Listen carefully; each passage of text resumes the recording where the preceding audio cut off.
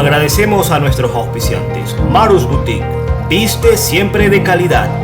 Encuéntranos en nuestras páginas digitales Marus Boutique-S. Pepes Preparados. Encuéntranos en la calle Benito Pinargote. Un currincho 100% manabita y aguas Vivianas, la mejor agua de Junín. Encuéntranos en la calle Colón y Sucre. Muchas gracias a todos nuestros televidentes que están allí pendientes de nuevas noticias, de nuevos enlaces al periodismo. En este caso tenemos una entrevista muy amena hoy en día con el licenciado Osvaldo Cantos. Vamos a hablar sobre temas importantes con respecto a nuestro querido Cantón Junín y así toda esa juventud que está detrás de cámara pueda conocer un poco más de lo que es la historia y de lo que es ese pasado tan importante y rico para nuestras mentes. El licenciado Osvaldo Cantos es un historiador del cantón y también un licenciado donde mediante su memoria, mediante su criterio, ha podido escribir varias temáticas donde hablan sobre lo que es la vida y también la historia de Junín. Aquí un gran hombre al lado mío, donde van a ser minutos muy amenos y les doy la bienvenida a todos ustedes que siempre están pendientes de tu canal de entrevistas favorito, Hablando de Frente con Manuel Alejandro Morales. Licenciado, un gusto. Muchas gracias por permitirnos entrar a este bonito, su hogar, la Quinta Livia. Sí, muchas gracias, licenciado Manuel Alejandro, mi recordado estudiante, alumno en el Colegio Nacional Carlos García. Gracias por estar aquí en Quinta Livia. Gracias a usted. Sí, este es mi segundo hogar. Es la casa campestre, la que me entrega tranquilidad, la que me entrega quietud, la que me pone en contacto más que nada con los recuerdos. Este es un magnífico lugar para pensar y para evocar ese pasado lindo que tuvo Junín. Hablando de pasados, tenemos que conversarles a nuestros televidentes que el lugar, la quinta, se llama Livia. Queremos saber, y también nuestros televidentes, ¿por qué el nombre? Livia es el nombre segundo de mi esposa, Nancy Livia Navarrete Moreira. Me acompaña por más de 3 décadas y cuando estaba próxima a cumplir 50 años, le ofrecí comprar este predio y le ofrecí mandar a construirle una casa porque ella es mujer campesina. Entonces aquí ella está en su entero ambiente. Y le dije que el nombre de la casa tenía que llevarlo de Livia porque es un nombre encantador, tiene algo como de poético y desde entonces estamos en Quinta Livia nosotros. Un detalle súper romántico. Y licenciado, ¿usted se considera alguien romántico? Tal vez en exceso. A mí me gusta escribir poesías. Soy romántico desde los años mozos. ¿Y qué tal? Cuando usted conquistó a su actual esposa, ¿cómo era esa conversación entre dos habitantes manabitas? Le cuento algo curioso con relación al momento en que yo conocí a mi esposa.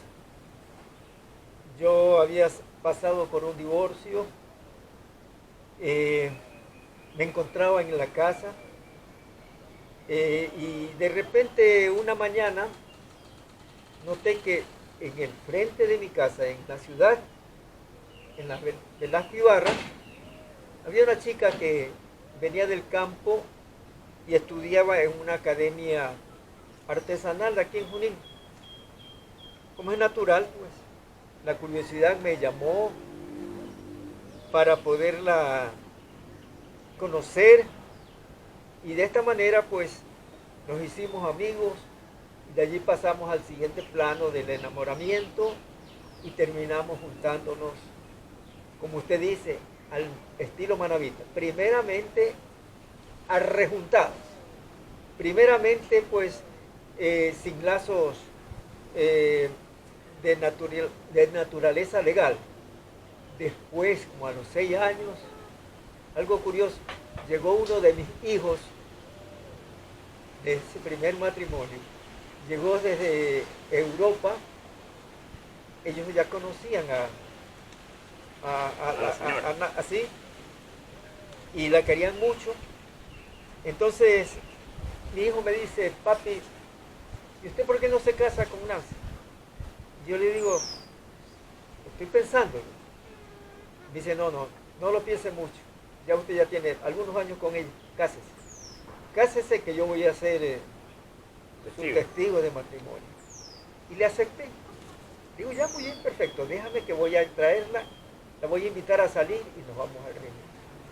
¿Qué le parece? Me parece muy interesante, y también mucha gente, personas, los considerados adultos mayores, hablan del pasado como que si fuese una historia mejor contada con respecto a la actualidad.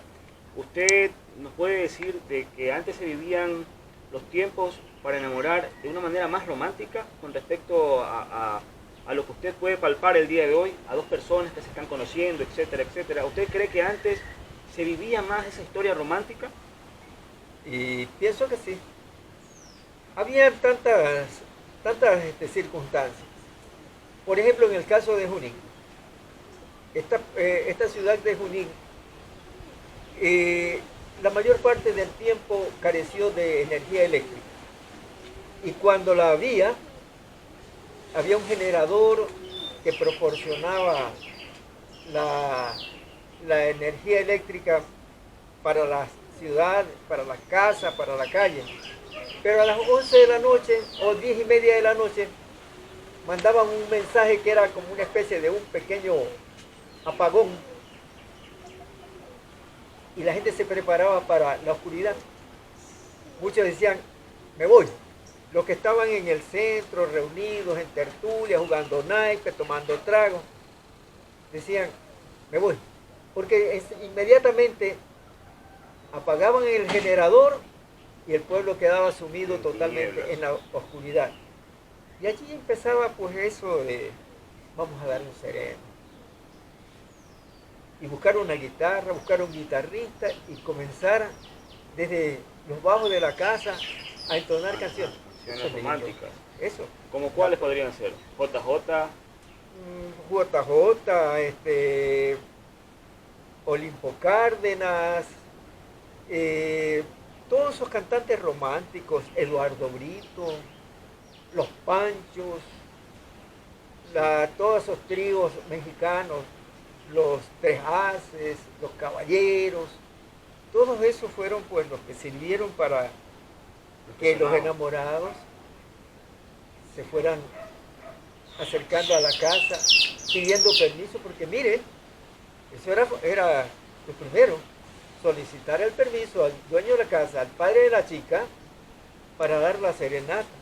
Si el señor no accedía, pues había que retirarse. No había más pasos hacia adelante. No había más pasos hacia adelante. Pero si el hombre decía que sí, entonces ahora sí, vamos. Avancemos. Las tres de rigor. Las tres canciones de rigor. Qué bonito escuchar eso de usted. Me lo acaba de reconfirmar. Yo siempre he escuchado ese concepto de personas mayores con respecto a nuestro pasado, donde siempre se suele decir un 99% que antes eran mejores las historias románticas, más romanticismo, más ternura. Y por un lado eso es muy grato saber, porque yo creo que esa es la línea donde debe de estar la humanidad enfocada, sumergida. Al fin y al cabo van a terminar actuando bien. Estoy recordando de algo, licenciado. Yo tenía un primo que era analfabeto en los años 50, principios de los 60. la gran población del Ecuador era analfabeta. Yo tenía un primo que estaba enamorado y me pedía que le escribiera las cartas. Tenía 13 años y le escribía así. Él me daba unas monedas por hacerle ese favor. Cuando la respuesta llegaba, mi primo me dejaba la carta, me decía, léemela. Y yo, al más de la que escribía la chica, le inventaba. Donde el hombre era que se torcía, se llenaba de un exagerado amor, sí. Entonces, ahí venía otra moneda. Entonces, el vehículo más efectivo era la correspondencia epistolar, la carta que se la mandaba por ahí con un amigo, con una amiga, o que la dejaba en alguna partecita secreta, que solamente los dos sabían, en el arbolito del parque, en el resquicio de alguna pared. Allí la chica pasaba.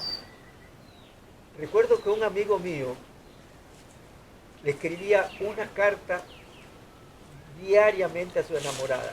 Y la enamorada era del campo. Entonces, el día domingo, mi amigo alistaba sus 7 cartas para mandárselas con un hermano de la chica. Ya de allá para acá venían las 7 cartas que le devolvía la enamorada. Sí. Entonces, la carta del lunes, del martes, del miércoles, hasta llegar al día domingo. Pero el muchacho, el emisario, no entregaba las cartas mientras el enamorado no le diera la propina, ¿no? 5 sucres, que eran bastante. En una ocasión el muchacho no tenía. Y le dijo, la próxima semana te doy 10. Y el muchacho le dijo, no. Y se fue. Y le llevó las cartas a la mamá. Mamá le dijo, mire esta carta que mi hermana le ha mandado al fulano de Junín. Dice que todos los días le daban una paliza. Le leían la carta del lunes y la paliza. Le leían la carta. ¿Y por qué? Porque eran celosos. Porque simplemente pues no querían dar el brazo a torcer. Eran los tiempos del rigor paterno y más que nada del rigor materno. Que eso se traducía pues en las palizas. Sí, ¿no? Claro, y qué interesante tema donde me gustaría más adelante seguir conversando. Yo le comento, soy una persona que me gusta bastante el diálogo. Y ahora que tengo la oportunidad de conversar con usted, vamos a entablar estos minutos llenos de conversaciones positivas.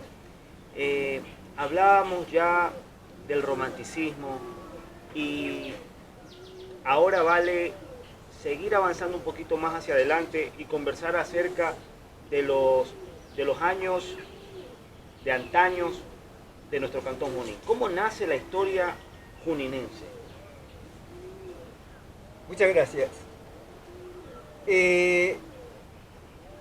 Esto de lo que ahora es Junín fue parte de una extensa montaña, inmensa montaña, como fueron todos los territorios de la costa ecuatoriana, deshabitados, llenos de espesura.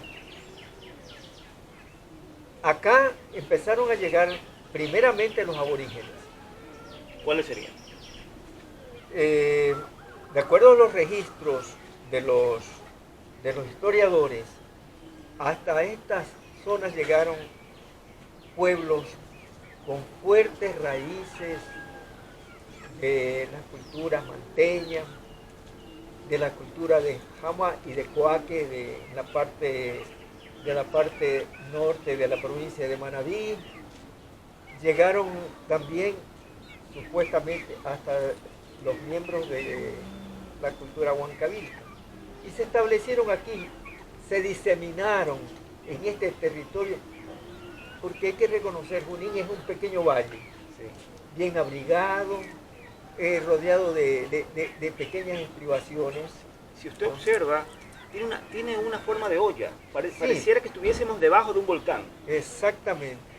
Entonces, a este valle, los aborígenes se fueron estableciendo en la ribera de los ríos, a lo largo del río principal que hoy le llamamos el río Mosca. Que ahí hay algo que yo siempre sostengo. Ese río Mosca no se lo escribe con C, sino que se lo escribe con K. Mosca. Como si al estilo alemán, ruso. No. Resulta que los aborígenes, cuando llegaron los españoles, cuando empezaron las avanzadas de los exploradores españoles, que llegaron pues a las costas de Manabí y se adentraron en el territorio manabita, los aborígenes tenían la expresión de mosca, era como para decir, avíspate, ponte, como decimos los muchachos, dicen los muchachos, ponte mosca, ¿no? Así dicen, ¿no? Ponte mosca, es decir, avíspate, ten cuidado. Le tenían a esos extranjeros que llegaron a hacer todo lo que les dio la gana, las fechorías más grandes. Y se fueron estableciendo, decían, las comunidades aborígenes por diferentes sitios. En Balsa Tumbada hay lugares donde todavía es posible encontrar la respuesta prehistórica en forma de cerámica. Todos los ríos de Andarieles, de Piquigua, de Cañas, de Agua Fría, todavía siguen enviándonos el recado de las pequeñas piezas arqueológicas, aunque fragmentadas, lo que sea, pero ahí está. Después llegaron los negros. Los negros. ¿Cómo así? ¿Por qué medios? Los negros llegaron desde el norte. Se habla de el naufragio de una embarcación a la altura de la provincia de Esmeralda. Esos negros, los negros que se salvaron, escaparon, no fueron a entregarse a los negreros, Claro. sino que simplemente se penetraron en la selva, Se declararon en rebeldía. Y se fueron huyendo, alejándose cada vez más del núcleo de los esclavistas. Y llegaron hasta aquí. Los negros que llegaron a Junín se establecieron en Jinque. Jinque es una parte del Toro. Y usted podrá notar que allí, en ese pequeño territorio del Cantón Junín, es donde más población negra hay, ¿no? Claro. Interesante. Yo lo estaba escuchando minutos atrás, donde usted citó una palabra que sí me gustaría conversarla, ya que es muy importante. Usted dijo la fechoría más grande con respecto a esto de la invasión europea en tierras libres americanas. Yo también soy alguien el cual siempre ha señalado de manera negativa esta invasión que fuimos consecuencia de un capítulo horrible y triste para lo que es nuestra América Latina. ¿Usted qué opina de estas personas que llegaron aquí con la única intención de llevárselo todo, sin alejarnos de nuestra conversación, que es la historia de Junín? Pero ya que usted acaba de citar esa parte tan importante, sí valdría también aquí en enfocarla. Mire que yo fui profesor por 46 años. Usted conoce mucho de eso. Sí. Entonces, la historia nos entrega una muestra, pero fehaciente, palpable, de todo cuánto significó la presencia hispana en América. Explotación, genocidio, violaciones, esclavitud. Entonces, ¿por qué teníamos nosotros que celebrar el 12 de octubre como el Día de la Raza. Eh, Cuando de repente empezaron los americanos a dar la vuelta a la medalla y decir, no, esto no es de celebración, este es un recuerdo doloroso de todo cuanto hicieron ellos para eliminar al negro, para convertirlo en esclavo, para hacer de que todas las riquezas de América fueran a las bodegas de los barcos para llevárselos a Europa. Qué tristes días. ¿Sí? Así es. Han de haber sido días demasiado grises, días donde nada más se podía observar en una gran magnitud desolación y negativismo. Pero bueno, gracias a Dios estamos aquí y sí lo reconocemos. Yo creo que ellos deberían de pedir disculpas por todo lo que lo hicieron en América Latina.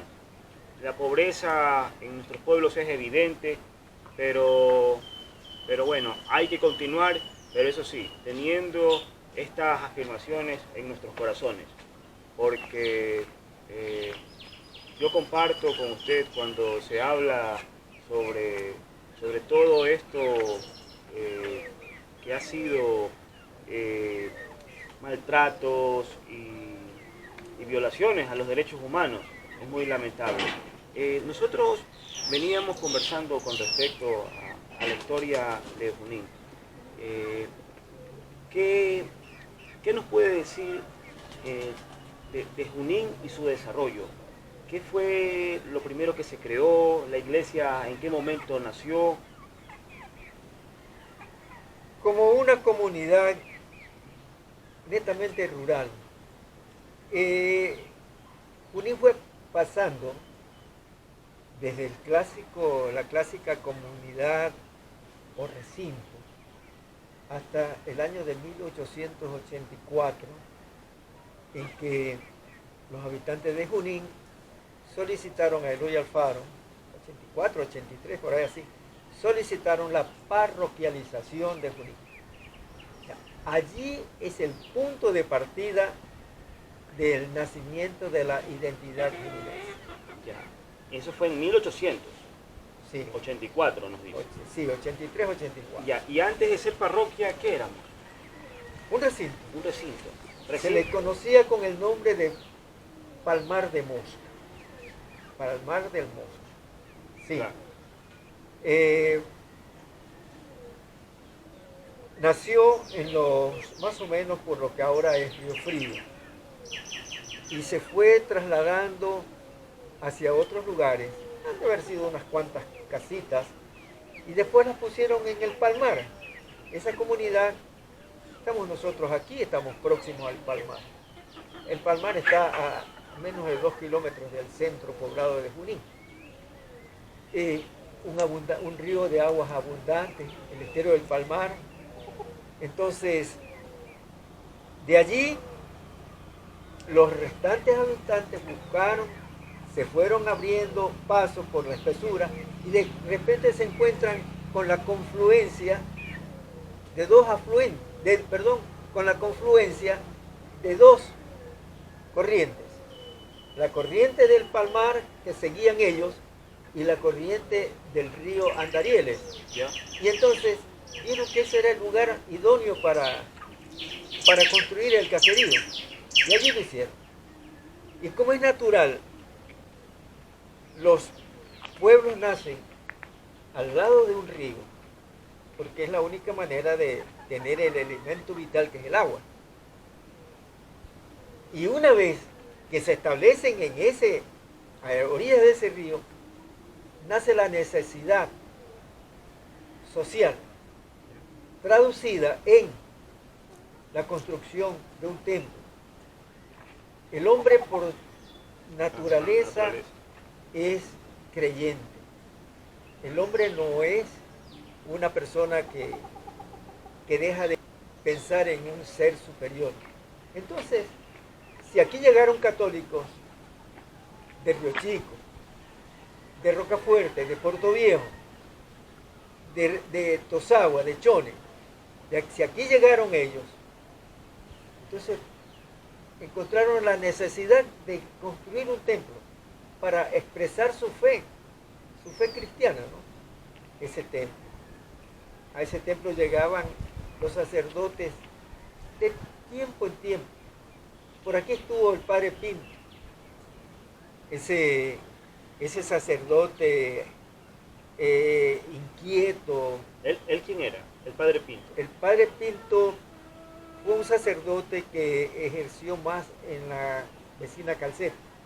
Él fue el que llevó a la gente para llegar a la manga del cura. Por eso es que se le llama la manga del cura, porque el cura Pinto fue el que se fue para allá. Y la manga no es otra cosa que un camino, una pija, que fue abierta a punta de machete. Llegaron allá. El padre Pinto llegaba aquí, así como sacerdotes que venían de Chones, de Puerto Viejo, a celebrar fiestas. Esa fiesta que nosotros acabamos de pasar, la de San Roque, es una fiesta católica, nueva, no es tan antigua. La fiesta de el culto a San Roque nació en los años 50. Fue una inspiración de la familia Santana Villavicencio, de don Pastor Santana Alcíbar, y de su esposa Dolores Villavicencio. Ellos le dieron forma a la fiesta de San Roque, porque antes de la fiesta de San Roque había la fiesta dedicada a la Virgen de Lourdes. ¿Ya no existe esa fiesta? Sí existe, pero claro, en decadencia. Decadencia. ¿Qué cree usted que se puede hacer para fortalecer estas identidades juninenses, nuestras fiestas tradicionales? ¿Qué se puede hacer desde abajo para que éstas se fortalezcan? Vea, la fiesta de noviembre, del 18 de noviembre, era una de las mejores fiestas de la provincia de Manabí. Aquí venía de todas partes, cuerdos y locos. Yo escribí un poema que dice: mi pueblo está de fiesta. Entonces, allí hacía un retrato de la gente, ¿no? De los locos que llegaban aquí a esa fiesta como Chanfaina. Era un ser extraño que venía desde Puerto Viejo. Era un hombre que tenía la mente en blanco, todo grotesco, erizado.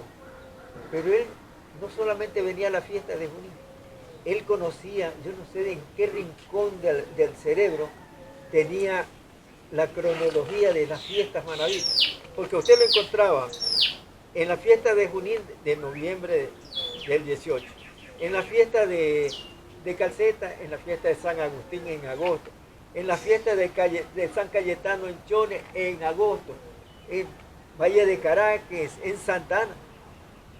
Nadie se explica cómo ese hombre que tenía pues la apariencia de loco. Sí, sus facultades mentales bastante alteradas, tenía una capacidad para recordar a dónde era que tenía que ir.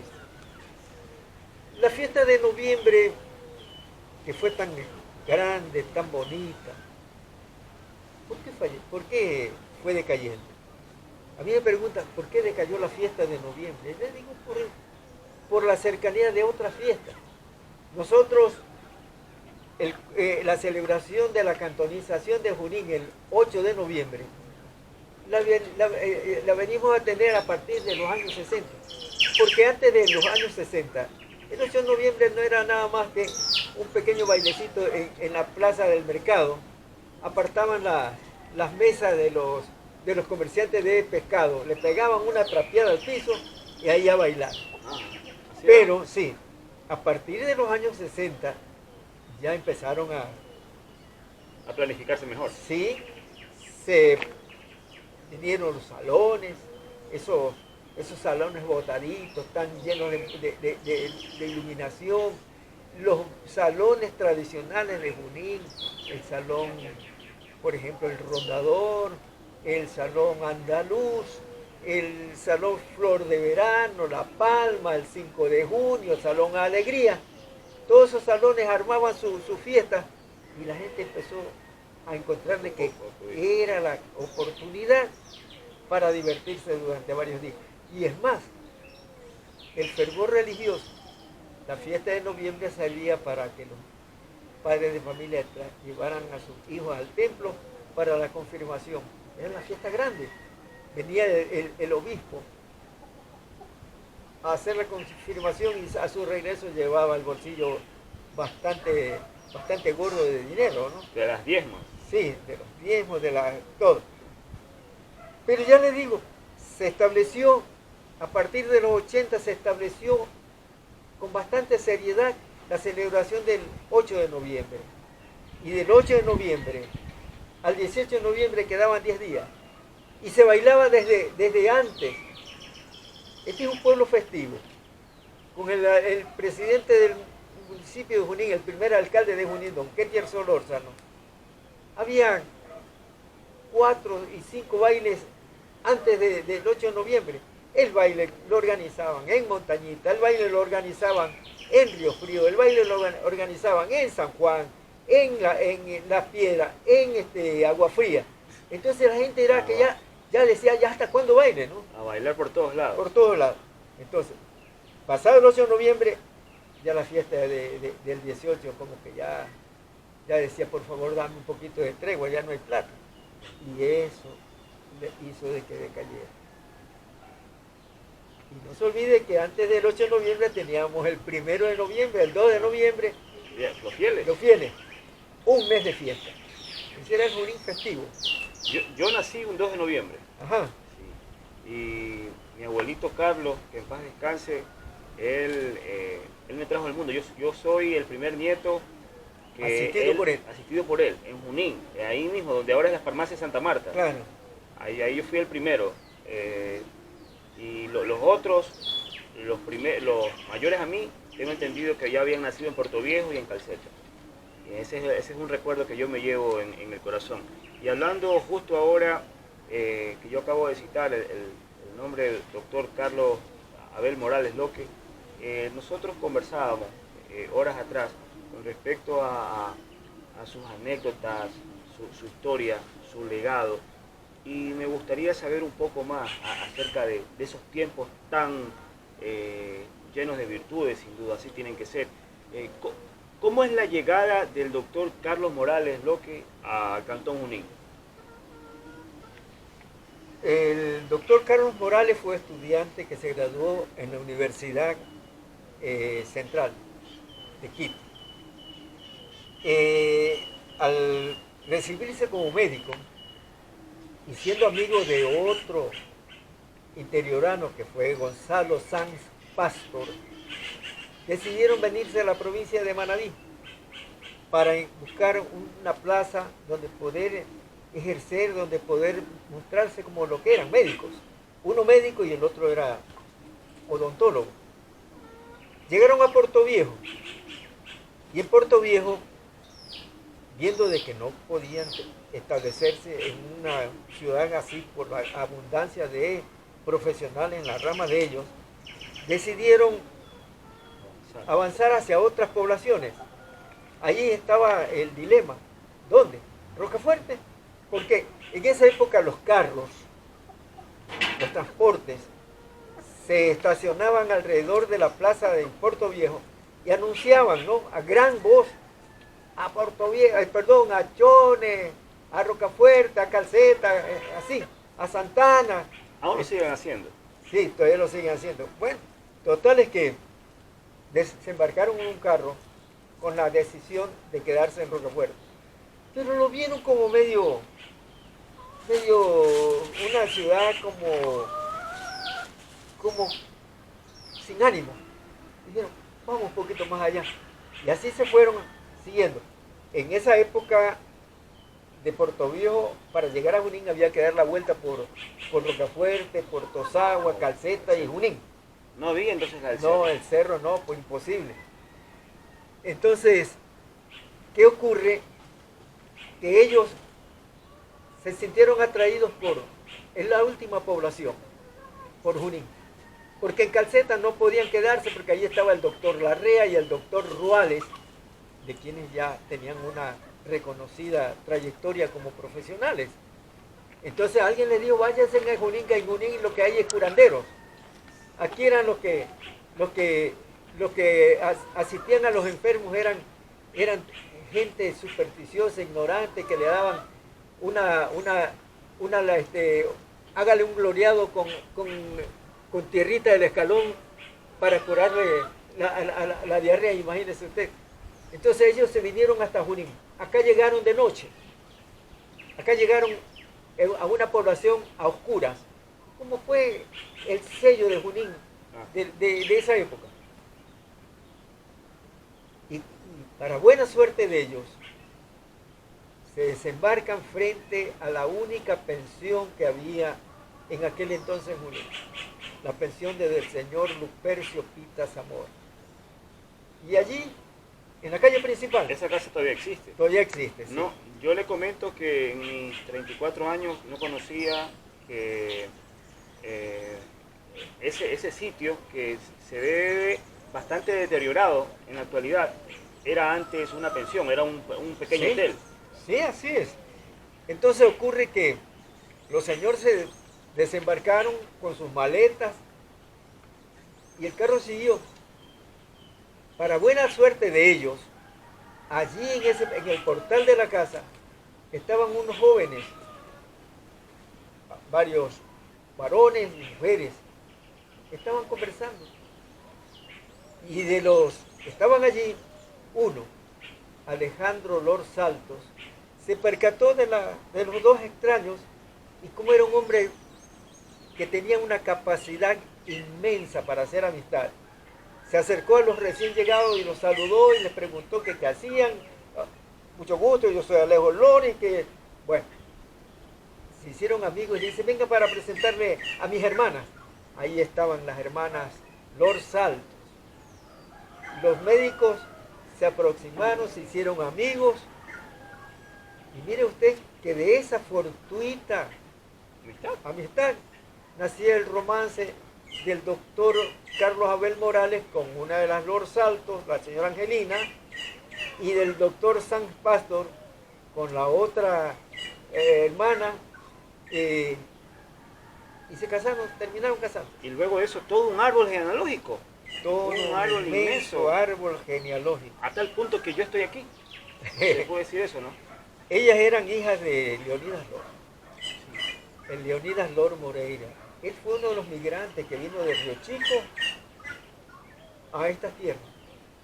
Y encontraron aquí pues un filón, la oportunidad de desarrollarlo. El otro día estaba viendo. Yo también le comento, estuve leyendo algo con respecto a él. Es muy importante, cuéntenos por favor.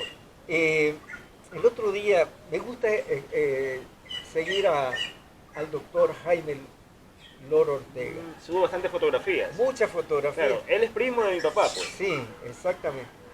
Y leía la inmensa cantidad de propiedades que tuvo Leonidas Lor Moreira aquí en Junín, en todas las comunidades, no solamente en la ciudad de Junín, porque yo pienso que más de la mitad del casco urbano de Junín fue del señor Leonidas Lor.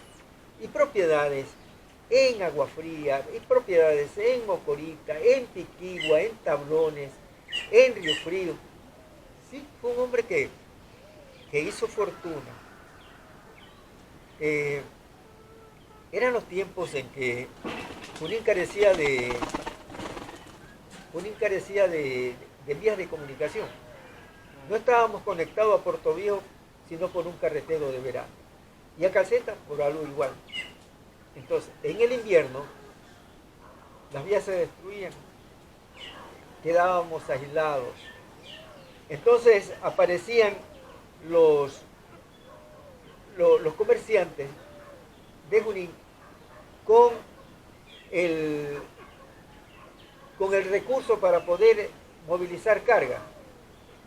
Simplemente pues ellos tenían una dotación de mulares, de acémilas, en las que llevaban sus cargas, las enviaban a Calceta o las enviaban a Pintiguací hasta cerca de Puerto Viejo. Allí ya había carretera asfaltada.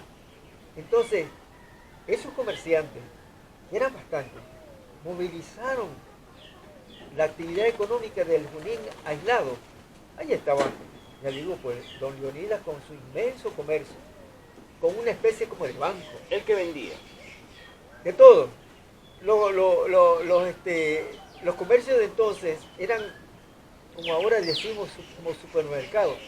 Había secciones de víveres, secciones de tela, de ferretería, de todo. Hasta leña le vendían por último. ¿Sí? Esa era la situación. Asimismo, pues, don Lupercio Pita, don, los padres de los señores García Jaramillo, don Policarpo García, todos ellos fueron grandes comerciantes que con sus animales, con sus arrias, permitían que la ciudad de Junín, que los habitantes de Junín tuvieran alimentos y no se sufriera de escasez de nada. Claro, los costos subían indudablemente, ¿no? Había que ponerle Límite. había que ponerle un poco más del valor porque la transportación era difícil. ¿Sí? Y cuando llega este señor, don Leonidas Lor Moreira, él se termina casando con una señora de apellido Saltos. Ella era juninense. Juninense, sí. Ya, ¿y qué tal? ¿Cómo nace ese romance? Desde la historia que usted conoce. Yo no tengo conocimiento, pero este era un núcleo social bastante reducido.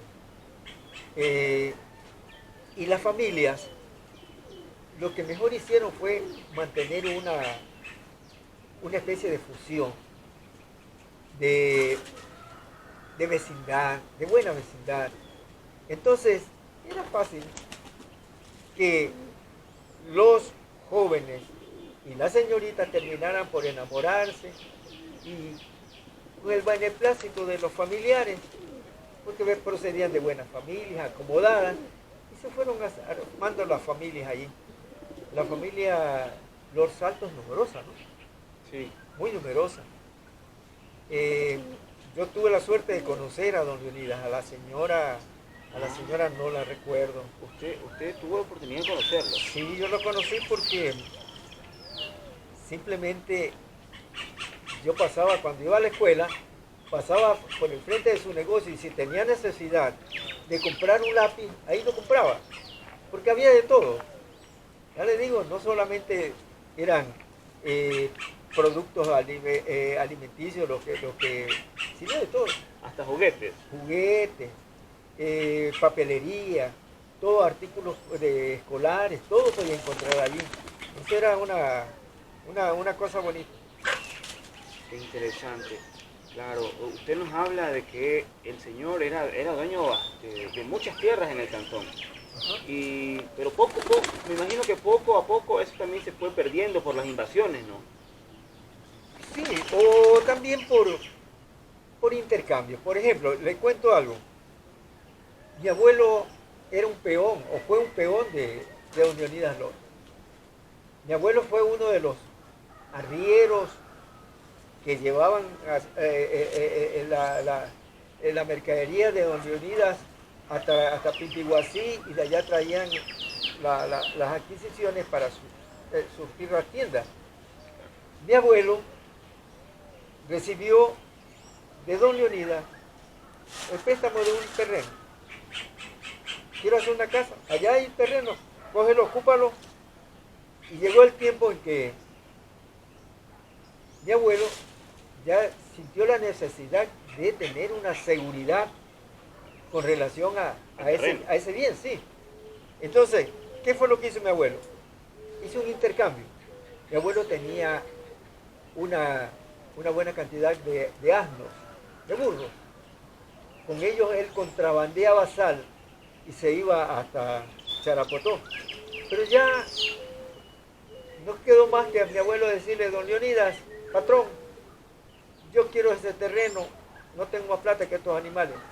¿Qué le parece? Tráelos acá. ¿Cuántos son? Tantos animales. Anda, déjalos allá y cógete con el terreno. Pero eso sí, eso fue todo. Nunca hubo un documento escrito, nunca hubo... Así eran esos tiempos. Eran los tiempos. Se confiaba mucho en la palabra ¿sí? ¿Y la palabra usted cree que en el pasado era fuerte? Ajá. Porque ahora la palabra en un alto porcentaje está devaluada. Sí, ¿Pero qué ha pasado entonces? Porque si antes ya era una palabra, como se suele decir, palabra de gallero. Palabra de gallero. Pero, ¿por qué se ha dañado tanto? Bueno, estamos viviendo los tiempos en que la codicia muchas veces. Yo conocí hace poco un señor que compró una buena propiedad rural. Le contaba a otro que tenía problemas con el que le vendió, porque él le dio la plata, le pagó y no recibió el documento, la escritura. Cuando le fue y le pidió, después de varios años, don fulano, deme mi escritura. ¿Qué escritura dice? Yo no le tengo que dar escritura. Ya por lo que usted me dio, ya con eso pagamos, está pagado la ocupación que usted ha hecho de la tierra. Imagínense. Entonces, ¿por qué? Porque anteriormente como que las tierras no despertaban la codicia porque no tenían un valor grande, ¿no? No tenían un valor que llamara la atención. Imagínense cambiar un terreno que hoy cuesta 40.000 o 50.000 dólares por 6 u 8 animales. No era. Bueno, ahora creo que no se puede hacer eso. Eso no se puede hacer, exactamente. Claro, más que todo por unos cuantos pocos animales creo que sería imposible. Y nosotros estamos hablando de este señor, del señor Leonidas Lor, padre de mi abuelita, que en paz descanse, y suegro de mi abuelo, doctor Carlos Abel Morales. ¿Sí? ¿Cuál era la relación desde la historia de nuestro pueblo que ellos dos manejaban? ¿En qué momento se conocen? Conocemos, para nuestros televidentes, que el tío o el señor Alejandro es quien primero estrecha la mano al señor Sáenz y al doctor Carlos Morales, y luego le presenta a las hermanas. A las hermanas, sí. Ya que ahí estarían la señora Florinda y la señora Angelina. Ya, ¿qué pasa después? ¿En qué momento el doctor Morales conoce al señor Leonidas? A don Leonidas Lor. Se supone, los señores recién llegados, ellos se establecieron a lo largo de la calle principal. Por allí, pues, las casas grandes que había, les proporcionaron los locales para que pusieran sus consultorios. El uno consultorio médico, el otro consultorio odontológico. Con el tiempo se casaron. Y como es natural, pues, a los padres, en este caso, pues, a los señores Lor Salto, no les quedó más que ver que tenía ante sí, pues, a dos caballeros profesionales que habían venido aquí, que tenían una gran aceptación como tales, como médicos y como odontólogos. Entonces, a lo mejor don Leonidas vio que eran buenos partidos para sus hijas, para sus hijas guapas. Y, como era de esperarse, pues, se casaron. Y así, pues, no hubo ningún impedimento. Qué tiempos para más magníficos. Sería, si hubiese una cámara del tiempo, sería muy apropiado incluirse en ella y poder palpar ya sea unos 6 segundos de esas fotografías históricas. Lindo, ¿no? Hermoso sería. Y prometo que yo en semanas atrás estuve conversando con un señor. Él me hablaba del señor Leonidas, que llegó de Río Chico, cuando en Junín prácticamente no había nada y que le apostó. Él me dijo que en ese entonces este señor vino con una mente distinta de querer enfocar un desarrollo para el cantón y que tal vez en ese momento lo terminó logrando. Ajá.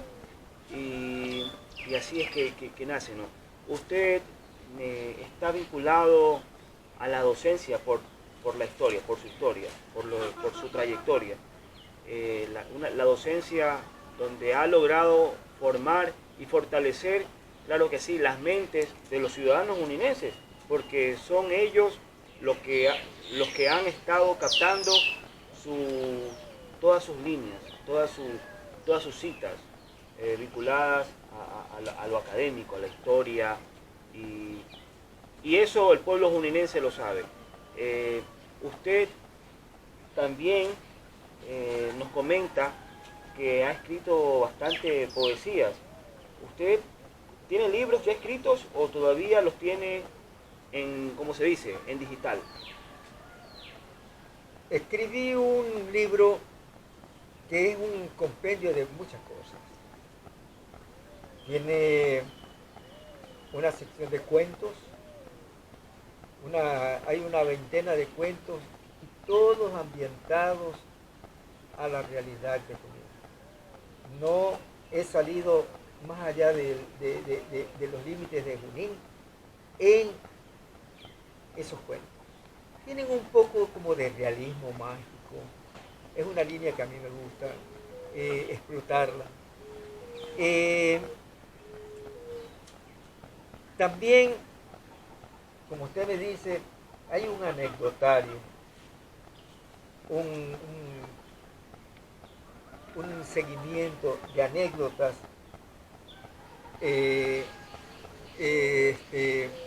donde han participado tantísima gente de Junín.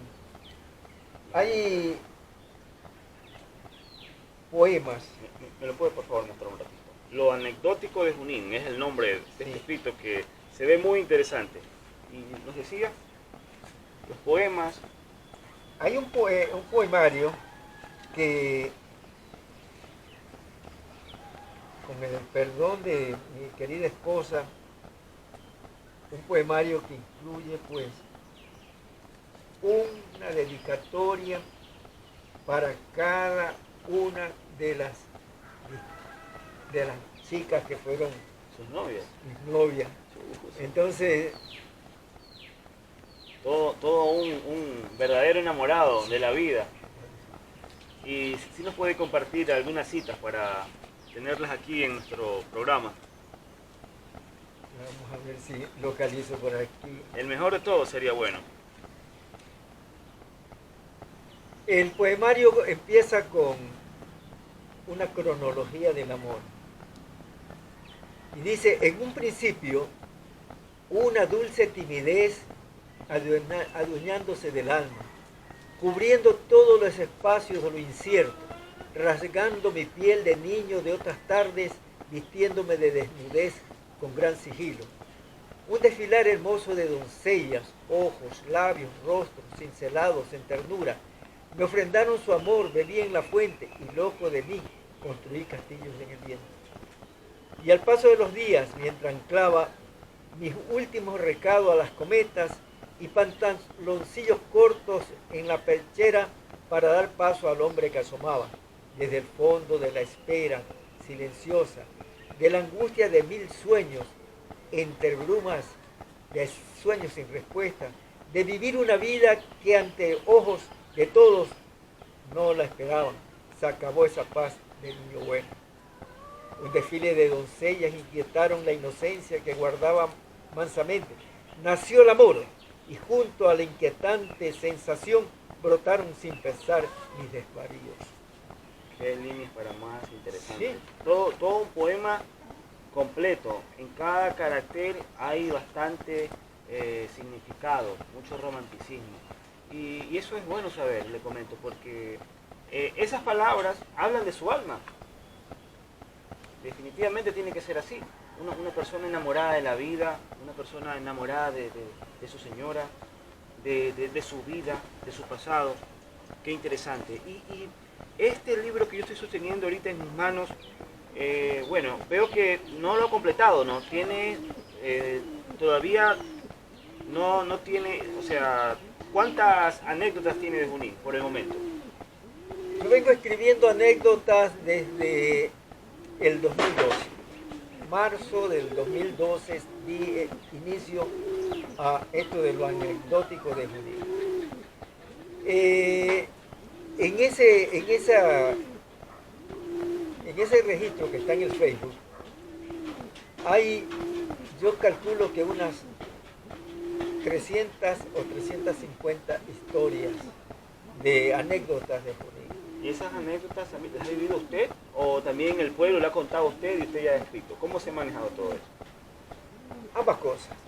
Yo tengo una trayectoria consciente de la realidad de Junín desde 1955 más o menos.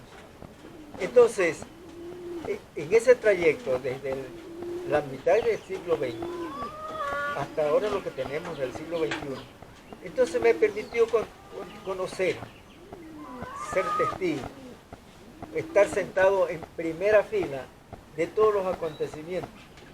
Hace poco escribía una que decía, en estos días de fiesta, escribí la última anécdota de qué tan lindo que era el Junín de antes, cuando en las noches la tranquilidad plena, uno podía escuchar a 3 cuadras, 4 cuadras, la risotada de un muchacho en la madrugada.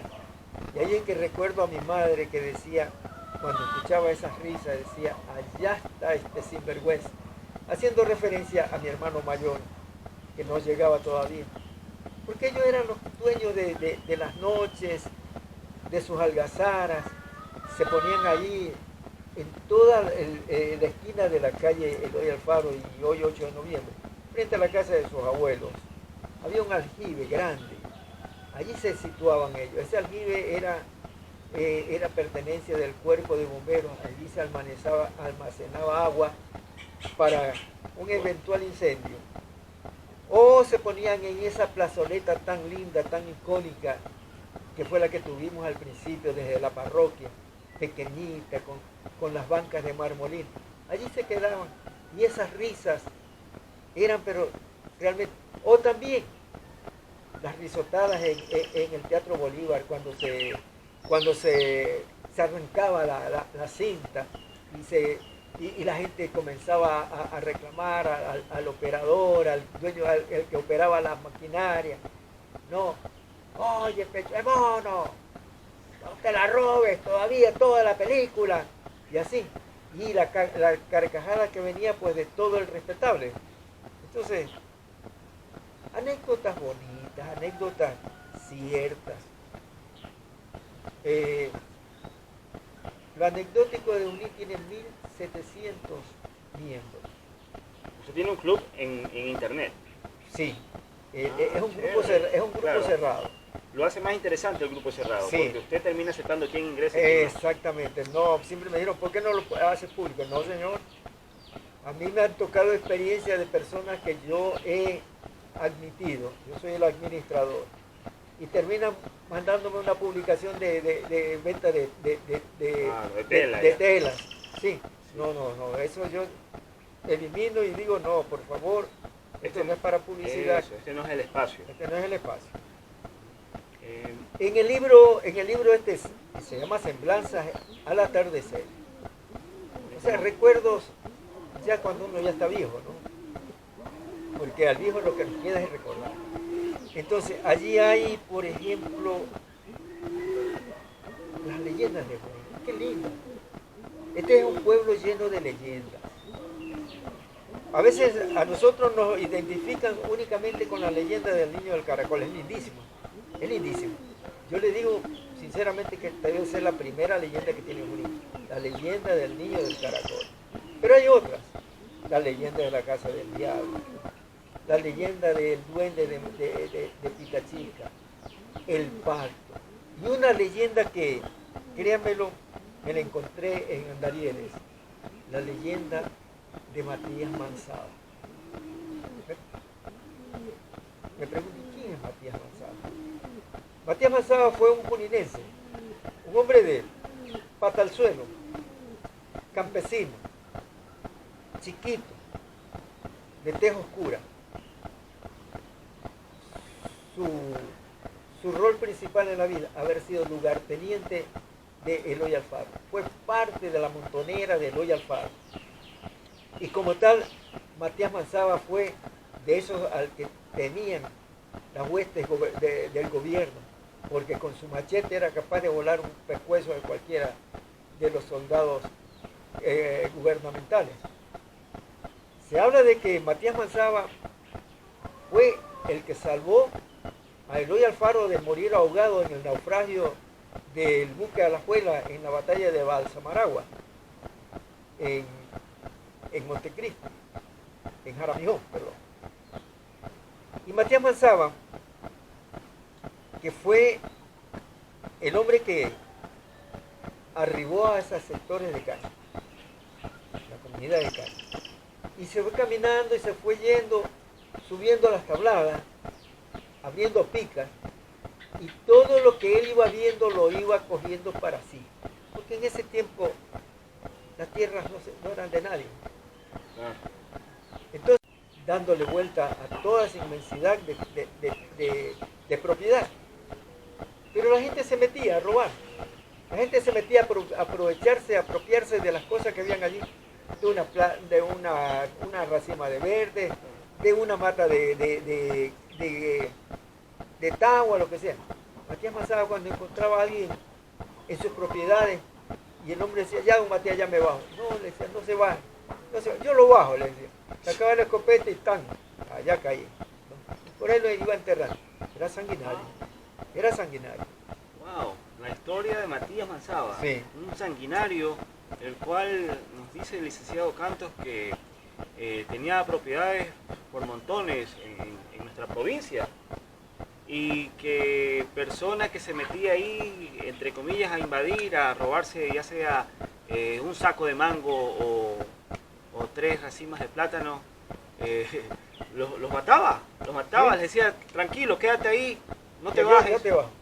no va a pasar nada, y ¡boom! Un balazo. Eran las historias de nuestro pueblo, donde la ley de la policía ni existía, no estaba ni en registros. En ese libro de semblanzas hay varias historias. Escribí, por ejemplo, la historia de Andarieles. Andarieles para mí es una comunidad mágica, maravillosa. Allá me inicié como profesor, de allá es mi esposa. Entonces, lo mejor que pude hacer para Andarieles fue escribir su historia. Pasarme días y días yendo casi de familia en familia preguntando por sus raíces. ¿De dónde vienen ustedes? Búsquese. Mucha gente decía, no, yo no tengo tiempo ahorita para estar en esa cosa. Bueno, así es. La historia de San Juan. Andarieles, vale decirles, para que conozcan, es un sector juninense, es un sector muy bonito, donde se encuentran zonas, áreas amplias verdes, se encuentran ríos. Zona turística. Es una zona turística muy interesante, muy bonita. Y el licenciado nos habla aquí en nuestras cámaras de que él poco a poco, día a día, ha ido construyendo, ha ido escribiendo la historia de este bonito rincón juninense y manabita. Cuéntenos más, por favor. Verán, también una historia de el sitio El Toro. El Toro está cerca de Junín. Por el Camal. Sí, 5 minutos del centro estamos nosotros en El Toro.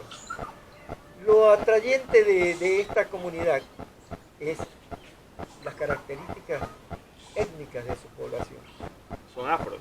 Sí, descendientes de afros. Ellos allí tienen a las cavernas de la famosa Casa del Diablo. Es un mito. Y tienen también la famosa leyenda de El Toro. De allí nace la palabra El Toro. Pero vayamos a algo más. El Toro siempre fue una zona bastante deprimida, mucha pobreza, gran promiscuidad, mucha ignorancia. Entonces, ¿qué pasa? Que anteriormente, cuando a una persona le decía, anda, que tú eres toreño, eso era como un insulto. Porque decirle toreño era como decirle peleón, malo, porque había mucha violencia, ¿no? El hombre del toro nunca dejó su machete, nunca dejó su puñal, y siempre hubo gente con características de maldad. De violencia. Sí, de violencia. Pero poco a poco eso. ¿Cómo fue cambiando el toro? Con la educación. Nació el colegio Carlos García y una gran inmensidad de jóvenes vinieron de allá. Qué lindo cuando un día me dice una habitante allá, es profesora en este lugar. Dice, yo fui la primer bachiller, me dijo, que salió del toro. Qué lindo, le dije. Imposible pensar en los años 70 de que del toro salieran jóvenes a estudiar en la universidad y adquirieran títulos de médicos, de enfermeros, de profesores, de ingenieros, de todo. Un sueño. Hoy tenemos eso. Y gracias a la educación pública. Gracias a la educación pública. Que le hace falta muchísimo, pero que nos termina dando esa opción de transformación social. Yo, como hace 2 días atrás, venía observando a un ser humano que era médico, pero las raíces de este señor son muy humildes. Pero yo digo, wow, qué bonito saber que nuestra UTM, nuestra Universidad Técnica, ha ayudado a educar a nuestra sociedad manabita. Por más humilde que era este señor, era médico, y eso es muy interesante, vale rescatar. Yo soy una persona que está vinculada totalmente con mis raíces manabitas y también con el Ecuador en sí, y interesante saber sus puntos de vista. Licenciado, siempre suelo hacer esta pregunta, y aquí en mis cámaras me gustaría también dejar esta huella. Si nosotros, si existiese una cámara del tiempo, ¿usted a qué año le gustaría regresar? Desde el año que nació, ¿que sería en qué año? 1945. 1945. Desde 1946 hasta el 2021. Usted dígame qué año le gustaría regresar. Me quedaría con los años 70. 70. ¿Por qué? Estaba en plena juventud, era un profesor con todos los deseos de mostrarme como profesor. Te cuento algo ahora que dice eso. El profesor tratando de vencer casi imposible. Cuando a mí me tocó ser profesor en Andarieles, llegué a la escuela y me encontré que solamente esa escuela era para 4 grados. Solamente los niños tenían derecho a estudiar hasta 4 grado. En esos tiempos. En ese tiempo. Qué Como pena. todas las escuelas rurales, muy pocas se salían de esa circunscripción. Cuando llegué, porque le digo, con deseo de cambiar el mundo, cuando al año siguiente le dije a la directora, señorita, el próximo año ponemos quinto. La profesora me dijo, ¿qué le pasa? Aquí en esta escuela siempre se dio hasta 4 grado. Y yo hablé con mis alumnos y les dije, ¿qué les parece? ¿Se van o nos vamos un año más? Un año más nos quedamos. Hicimos el quinto. Cuando terminó el quinto le dije a la profesora, señorita, el próximo ponemos sexto. Se fue la profesora, pidió el cambio. Yo me quedé con 4 grados y el profesor reemplazante con 2. Pero hicimos la escuela completa. Ah, gracias a usted. Sí, Ah, ve, qué interesante. esa es la Algo que- querida escuela Salinas de Andarieles. Por eso digo, ¿qué año, en qué época? En esa época, años 70, la época del Junín lindo, divertido, de la música preciosa, de la música romántica, de todos los sentidos, que todavía se sigue escuchando. Qué bien, qué bien. Esta anécdota suya es muy interesante tenerla presente para nuestra juventud uninense, porque es la única manera de que el pueblo también conozca sus raíces. Usted nos hablaba sobre estos temas importantes, sobre la década del 70, que sería la esencial, como quien dice, para regresar, en el caso que si existiese esta opción. La máquina del tiempo. Sí, la máquina del tiempo. Muy interesante. Y cuéntenos, un mensaje de vida para nuestra juventud uninense, ¿cuál podría ser? Yo diría que nosotros vivimos en el pueblo más lindo del mundo. Nosotros tenemos una ciudad que va apareciendo, va asomándose hacia el progreso. Hoy día Junín es hermosísimo. Hoy día Junín es un mostrario de tantas cosas lindas. Y a la juventud, que por favor le pongan interés a su pueblo. Que dejemos un poquito de estar sumidos en esa especie de cajita tonta que es el celular. Y miremos, hoy día Junín está mostrándose en ciertos órdenes de progreso, buenas edificaciones, calles ordenadas, gente amable. Nosotros somos tal vez el prototipo de la población hospitalaria de Manaví. Vienen a Junín y encuentran que en Junín todavía está la gente para decirle, licenciado, Muchas gracias. esto es para usted. Sí, me dijo al principio unas ricas mandarinas de su finca, de su quinta. Sí. Muchas Entonces gracias. ya le digo, esos somos los manavitas, hospitalarios, no se vaya, espérese un ratito, ya le estamos preparando un platanito. Pero el platanito era solamente, y detrás del platanito iba todo, pues, ¿no? La mesa enorme, Hasta licor. hasta el licor. Hasta licor. Y ahí se iba de largo ya. Eso era también el Junín antaño, ¿no? El Junín del abuelito Carlos, así era en esos tiempos. Recuerdo que en una ocasión, siendo profesor en Andarieles, a nosotros nos atendían los padres de familia, nos llevaban a sus casas, comíamos una semana, de lunes a viernes, comíamos en la casa de los padres de familia. Y a mí me tocó coincidir en una de esas con el sacerdote de Junín, que estaba de visita en la casa. Ellos eran muy católicos, una gente que tenía, el señor era ganadero y todo. Bueno, la mesa servida, el señor sacerdote frente a mí, comiendo. Y allí en la mesa había de todo. Era llena. Y qué manera de comer de ese sacerdote desesperado. Por comer. Trac, y mastica. Y yo, uy, Dios mío. Pero con educación o sin. ¿Qué va a creer? Ah. Sin nada. Así. Ese era con las manos. Y cuando de repente hay un estruendo, como que un engranaje se había roto, y el cura comienza a meter los dedos en la boca, ¿ya? Y sacaba un trozo de carne y lo metía otra vez, ¿ya? Hasta que sacó una pieza de su dentadura. Él usaba dentadura postiza, se le había salido un diente. Él lo que hizo fue que lo sopló aquí en la faltriquera, lo limpió y se lo guardó en un bolsillito y me dijo, si no mañana hubiera tenido que buscarlo en otro lado. Pero yo ya había dejado de comer. Ya, ese Panorama aspecto horrible. desagradable me quitó por completo Al puro estilo de la colonización, pues así miraban los españoles. al estilo de Enrique VIII. Correcto, con esa ignorancia. Y nuestros pueblos eran humillados acá. Acá la gente era mancillada por todo este tipo de actitudes, incluso sí, de la ignorancia.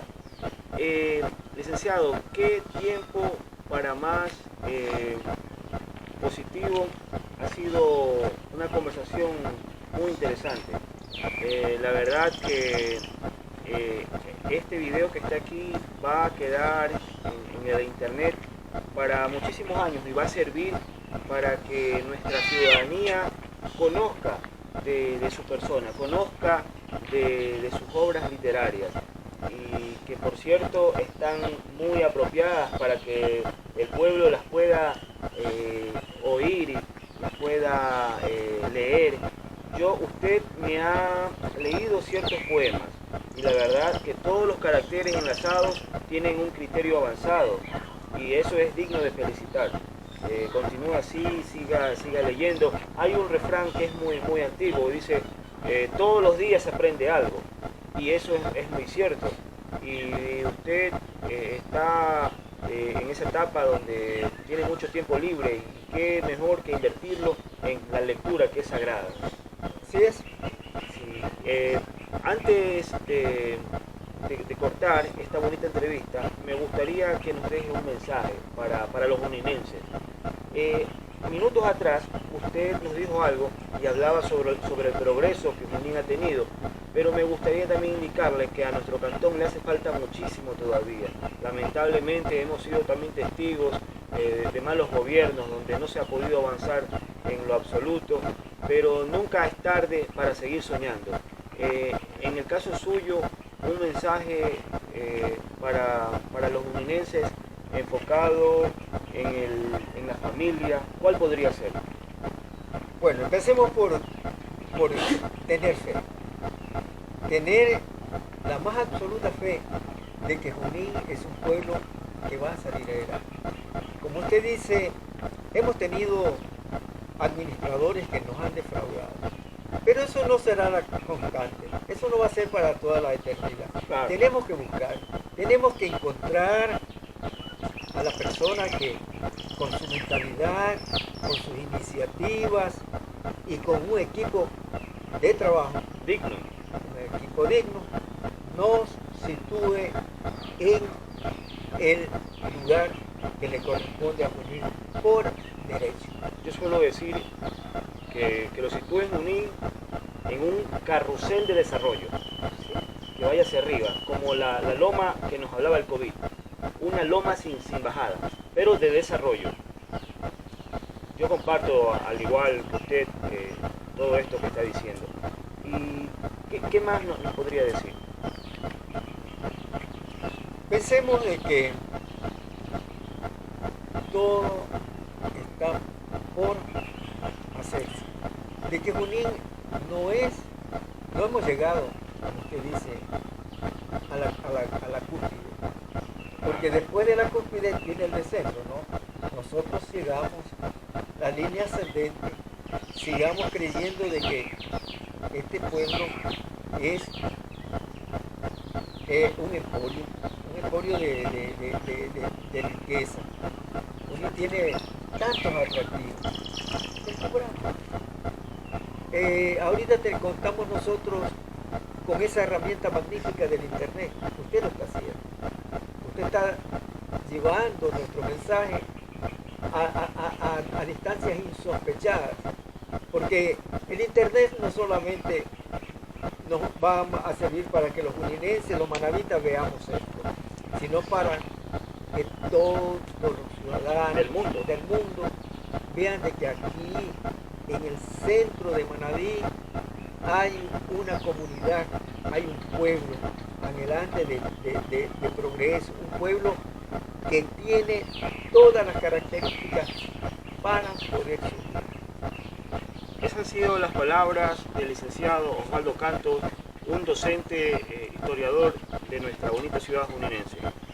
Yo les doy las gracias a todos ustedes, las personas que siempre están allí de manera positiva, observando nuestras entrevistas de nuestro canal de YouTube, como lo es el programa Hablando de Frente con Manuel Alejandro Morales. Yo les agradezco su presencia y también le agradezco su bonito tiempo y le deseo de todo corazón que siga adelante construyendo la historia de nuestra ciudadanía.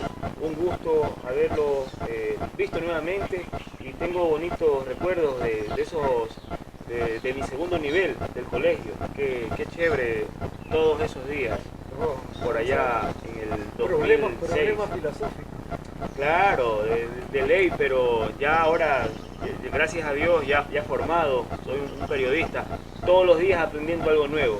Okay, Y muy bien. qué bonito diálogo. Nuevamente, licenciado, un gusto y gracias a todos.